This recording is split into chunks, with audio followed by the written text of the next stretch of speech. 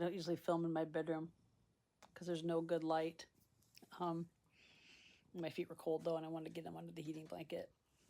Had a really nice time with my sister. I'm really tired, if you can't tell, and I had a bad headache when I got home. I think from the stress of everything at once.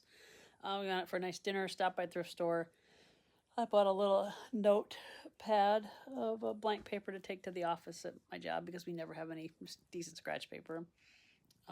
She had her Christmas sweater on. I had my Christmas sweater on. I did get a call from the vet. I missed it, so I called her right back. Talked to the vet clinic. They want her on, so she's on 2 shots of antibiotic today, and I have 2 more to give her on Tuesday, 1 on each butt cheek. And she was a total angel about it. She barely even flinched when they drew blood and stuff. And part of that's her not feeling good, and a lot of it is just her personality. She is such an easy to care for horse, and she's so sweet.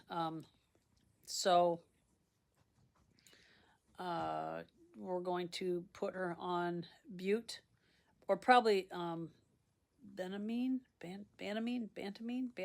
it Banamine? Basically, it's an anti-inflammatory with a painkiller in it, just like Bute is. But I can't get there tomorrow probably to get it because of the storm rolling in. We have an ice storm rolling in which case I'll pick it up on Monday. But at least she's on the antibiotics, and I've got the other antibiotics here on site. I am still a little bit, I think I had such a headache because I had worked myself so much up into preparing for her death that when it was like, well, I think we can try to treat this. And yet I still know, yes, honey, I know. And yet, as much as we can treat this, I know I could wake up tomorrow and she's going to be getting worse. I know that with all the antibiotics on board, maybe it's too late.